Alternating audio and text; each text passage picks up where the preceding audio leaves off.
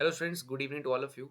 So here I am going to solve some of the NCERT numericals class 9 chapter gravitation. So let's start with the first problem there.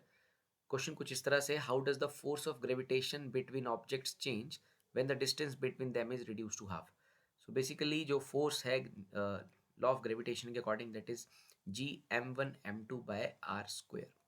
और हमसे पूछा जा रहा है कि force of gravitation किस तरह से चेंज करेगा अगर बॉडीज के बीच के डिस्टेंस को हाफ कर दिया जाए. सो नई जो फोर्स रहेगी जब आप डिस्टेंस को हाफ कर देंगे तो फॉर्मूला बनेगा G m1 m2 upon distance को आप हाफ कर रहे हैं सो इट इज़ r/2 का स्क्वायर. r की जगह आप लिखेंगे r/2 so then it is r/2 square. So F dash का जो एक्सप्रेशन है वो बनेगा G m1 m2 upon R square into four. Students two का स्क्वायर करेंगे फोर, वो ऊपर आ जाएगा. So from this equation you know that कि जो फोर्स था पहले वो था जी m1 m2 by are square, यानी कि G m1 m2 by are square जो है वो एफ के बराबर है. So there four we can say that F dash is equal to four times F.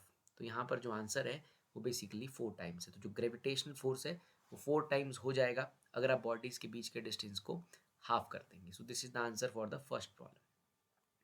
दूसरा सवाल हमारे से पूछा जा रहा है, बेसिकली थर्ड प्रॉब्लम है, थर्ड न्यूमेरिकल प्रॉब्लम है एक्सरसाइज में.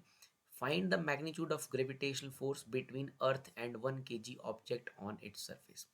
तो बेसिकली यहाँ पर हमें इसे सॉल्व करना है न्यूटन लॉ ऑफ ग्रेविटेशन से. बाकी अदरवाइज आप इसे F equal to M G के फॉर्मूले से भी सॉल्व कर सकते हैं. वहाँ से आप काफ़ी जल्दी आंसर फाइंड आउट कर सकते हैं. अगर आप इस तरह से निकाल रहे हैं सो आप मास को 1 ले लीजिए और जी का वैल्यू 9.8 ले लीजिए.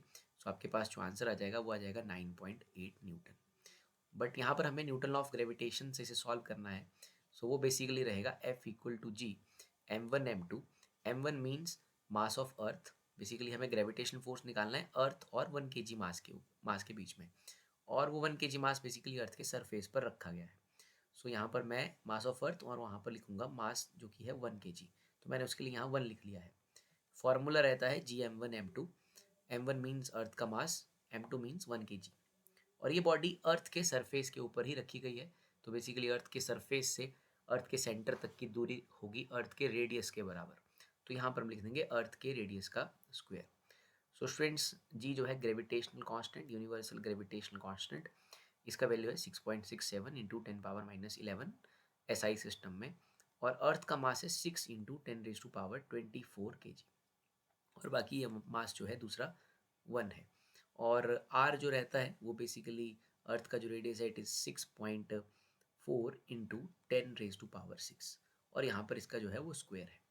सो आप इसे सिंप्लीफाई करेंगे, जब सॉल्व करेंगे, सॉल्व करने के बाद आपके पास जो आंसर आएगा इट इज़ लाइक 9.77 और अप्रॉक्सीमेटली, और बेसिकली सिंपली आप इसे ले सकते हैं 9.8 newton. So this is the answer for a force between 1 kg object and earth when that 1 kg object is on surface of earth. So ये हमारे थर्ड क्वेश्चन का आंसर है. Now let's come to the question number 6 there. इसके बाद जो next numerical है तीसरे के बाद वो है क्वेश्चन नंबर 6. तो हम 6 को सॉल्व क्वेश्चन को सॉल्व करेंगे. क्वेश्चन नंबर 6 में पूछा गया है what happens to the force between objects. यानी कि हम जानते हैं फोर्स का जो एक्सप्रेशन है वो कुछ इस तरह से है जी m1 m2 by R square. इसे हम इक्वेशन 1 मान लेते हैं. तो हमसे पहले पार्ट में पूछा जा रहा है कि अगर एक ऑब्जेक्ट के मास को डबल कर दिया जाएगा तो फोर्स पे क्या इम्पैक्ट पड़ेगा. तो फ्रेंड्स जो फोर्स होगी अगर आप एक के मास को डबल कर दें, सो यहाँ से जी का रिलेशन बन जाएगा, एफ डैश का रिलेशन बन जाएगा जी 2m1. मैंने एक के मास को डबल कर दिया क्योंकि क्वेश्चन में कहा गया है एक के मास को डबल करना है. So it is 2m1. दूसरे के मास को वैसे ही रखना है. डिस्टेंस ऑफ सेपरेशन कांस्टेंट है यानी कि फिक्स है, जितना पहले था उतना ही है. तो एफ डैश का आंसर आ जाएगा 2 times G m1 m2 upon R square. So students equation 1 से हमें क्लियर कट पता चल रहा है कि G m1 m2 by R square basically F है. तो हमारा जो आंसर है इट इज़ 2 टाइम्स एफ. तो पहले पार्ट में यानी कि अगर आप एक के मास को जो है वो डबल करेंगे तो वहाँ पर जो फोर्स है वो डबल हो जाएगा. अगर आप एक बॉडी के मास को डबल कर रहे हैं तो फोर्स जो है वो डबल हो जाएगा. Now let's try to solve the part number B. B part को हम सॉल्व करेंगे. बी पार्ट में कहा गया है what happens to the force again if distance between two objects is doubled. तो स्टूडेंट्स अगर ऑब्जेक्ट्स के बीच के डिस्टेंस को डबल कर देंगे तो एफ डैश का रिलेशन बनेगा जी m1 m2, मासेस यहाँ वही है m1 m2, लेकिन आप यहाँ डिस्टेंस को डबल कर रहे हैं। तो डिस्टेंस को जब आप डबल करोगे तो r की जगह लिखा जाएगा 2r और ये हो जाएगा 2r²। देन हमारा रिलेशन बनेगा यहाँ पर जी m1 m2 बाय r²। 2 का स्क्वायर हो जाएगा friends 4, so it is written as 1/4। So therefore f dash is equal to gm1 m2 by r² आप जानते हो इट इज बेसिकली f, ये f था, सो it is f/4।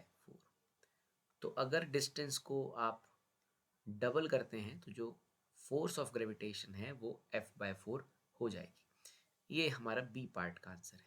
B part में students दो पार्ट हैं इसमें ही। इसके सेकेंड पार्ट में वो डिस्टेंस को ट्रिपल कर रहे हैं। जब डिस्टेंस ट्रिपल किया जाएगा तो एफ डैश का फॉर्मूला बनेगा G m1 m2 upon 3r का स्क्वायर। r की जगह 3r हो जाएगा तो एक्सप्रेशन बन जाएगा 1/9 बिकॉज 3 का स्क्वायर 9 और expression is ji m1 m2 by r²। तो इसे हम लिख सकते हैं f/9। सो f डैश का आंसर बन जाएगा f/9। तो अगर आप डिस्टेंस को ट्रिपल कर रहे हैं तो f डैश का आंसर रहेगा f/9। So now solve the let's solve the last part of this question. If mass of the both are doubled, अगर दोनों के मास को डबल कर देंगे तो फोर्स पे क्या असर पड़ेगा। सो स्टूडेंट्स मैं यहाँ मैं फिर से लिख देता हूँ। F का जो फॉर्मूला है that is F equal to G m1 m2 upon r²। अभी हम दोनों के मासेस को डबल कर रहे हैं तो जो न्यू फोर्स है that is g times 2m1 and दूसरे का मास भी डबल किया है 2m2 upon r²। So then it is 2 2s are 4 students, so it is 4 times g m1 m2 upon r²। तो इस तरह से हमारे पास जो नई फोर्स है वो basically 4 times the previous one हो चुकी है। So these are the answers for these various parts.